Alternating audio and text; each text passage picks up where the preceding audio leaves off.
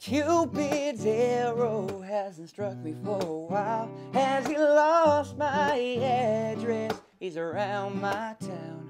But we make a sweet. How you doing today, Dom? I'm doing pretty well. How are you? I'm doing good, thanks. Good.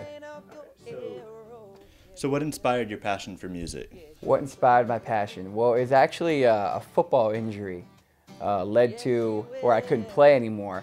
And it was about my freshman year, and I had to find something to do in the off season since I couldn't play with a broken knee and a broken rib. So I really started to get into music. I had already played piano for a long time. My parents got me to do it when I was like 7. I didn't really like it, but you know, I'm really glad that I did it because it's what really sparked the passion.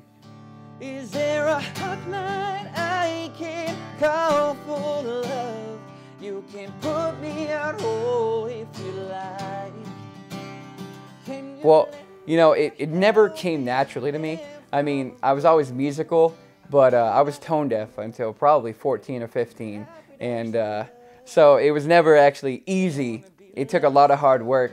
And I don't know, I guess I just started writing one day. And I thought, oh, this was like a #1 hit song at 15 years old. It wasn't, but it was a good start. I really started writing probably when I was about 17 or 18. Cool. So who was there initially to support you? Oh, my parents. My parents are very supportive. No matter what I want to do, no matter where I want to go, they'll take me, and they're always right there to support me. Also, the music teachers right at the high school, they were always there. And in high school, what were you involved in terms of music programs? Music programs. Well, I did men's chorus. I was in a select group to go to Disney World, so we went there. I was in the drama program.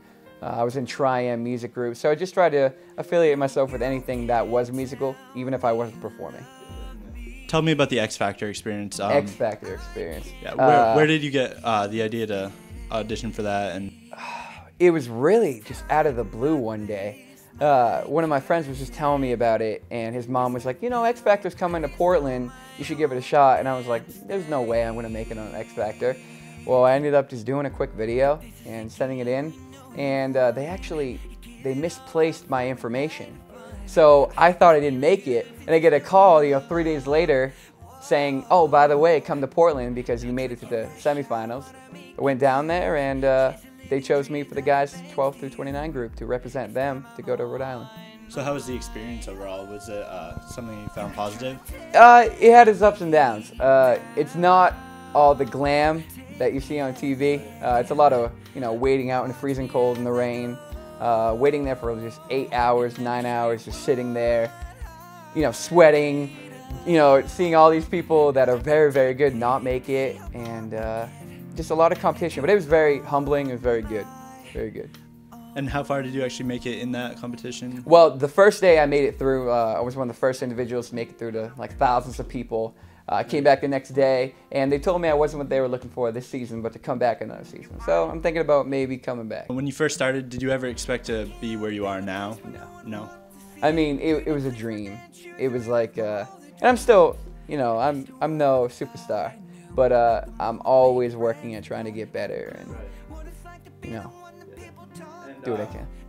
So based on your experience, like what advice would you give to aspiring musicians? Advice. Don't let negative people bring you down, because I was told many, many times that I wasn't good enough. A lot of people doubted me. I was even told in college that I was the weakest link as a musician, and that hurt me at the time, but at the same time it just sparked that little flame that I needed to get where I am now and where I want to go.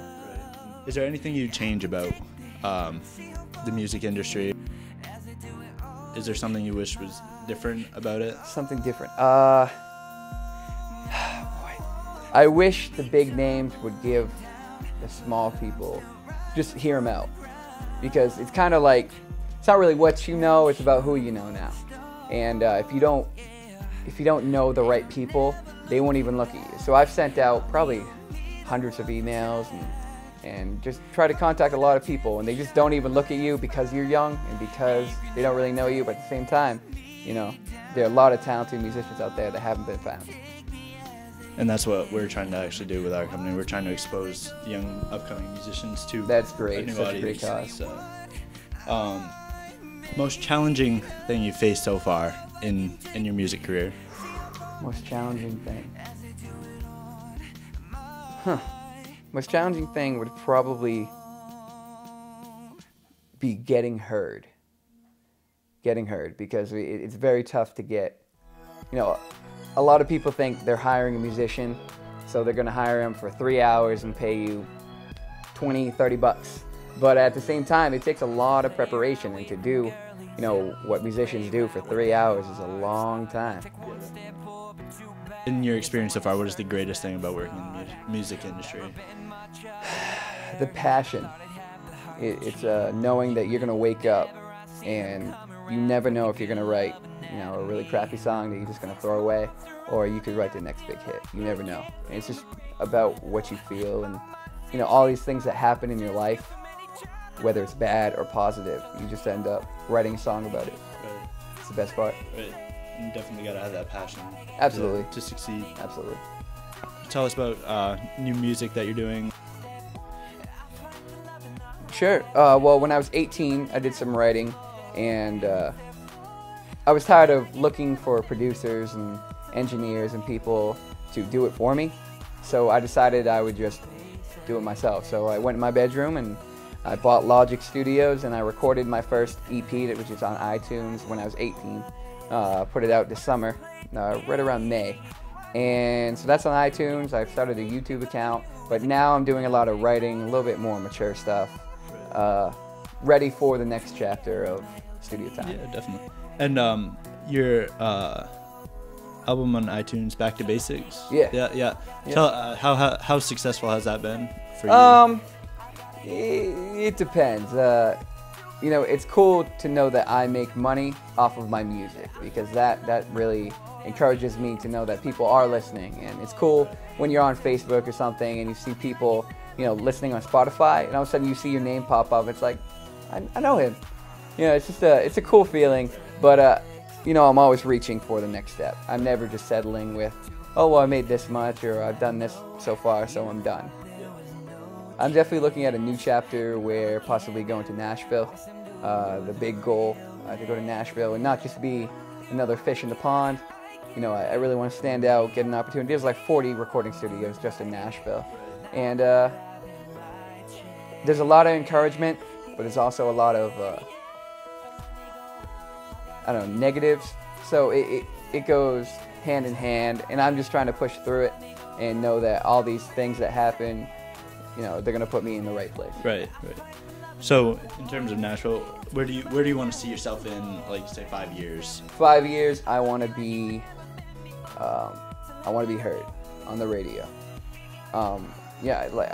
I feel confident in my material, and even if I'm not the star artist that you hear, I want to be writing songs for big names and knowing that, you know, my work is being heard.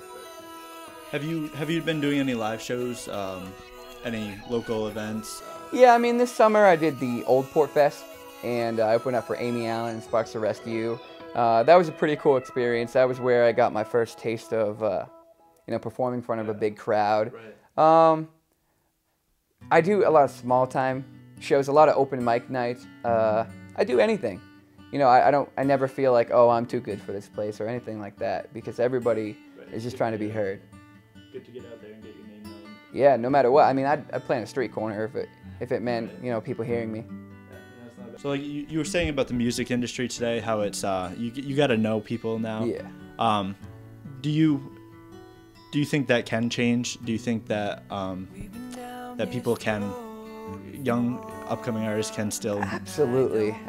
I mean, the music industry is always changing, and you know, everybody talks about, oh, you don't have to be a real singer to be in the music industry. You can just use auto-tune, and that's not the way it is. I mean, yeah, you do have people that get a lot of help by engineers in the studio, but I mean, think about Adele, where she can just have piano and her, and she sounds amazing live as she would in the studio. And you know, there are a lot of young artists on like YouTube that I find myself just listening to over and over again, but they don't have a record deal. But you never know. You never know. There's a lot of talent out there that I think people will start to see. And you were talking about like auto-tune, you know, the Yeah. software. How do you think that's changed the music industry? Is it for better, for worse? It's all on the style, dude. It's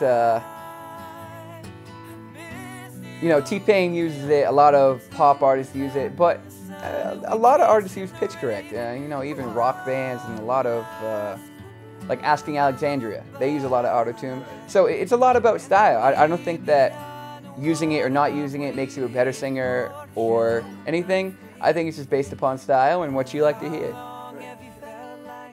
How many years have you been fighting to get where you are today? Well, I started doing some writing and recording when I was about 16 or 17. And it seems like every 6 months or so I grow another step, and I just keep getting better and better. A few years. In terms of music going like digital, iTunes, you know, as opposed to CDs, how do you feel? How do you feel about people downloading music now instead of going out and buying a CD? Or it's the new age. Everything is digital. They want instant, they want it right now, and they want it to be the best quality they can get for as little amount of money or as little work. And, you know, yeah, it is different that you're not going to go out and buy a CD, because it used to be where if you wanted to hear one song, go buy the album, and then you get to hear that one song and the others. But now it's basically whatever you want to hear, you can go get right now. Yeah, and I know a lot of people, they'll buy the whole album on iTunes and then they'll go out and buy the CD just to have the CD copy. So right, it's not absolutely. totally dead. Yeah, it's definitely not dead, but it's just a new age. You just gotta roll with the punches. Yeah. So before we go, any parting words, words of advice, encouragement? Don't give up. I know everybody always says that, but you know, you have a lot of bumps in the road, and it doesn't, just because you have a bump coming up doesn't mean you're just gonna stop your car, right? It just means you might have to slow down a little bit, you might have to go around it. Do whatever you need to do to get over it. But no matter what, just don't stop. Well, thanks for talking to Thank me you. today. Appreciate it. Yeah, no problem, and I wish you the best of luck with your music career. Thank you very much.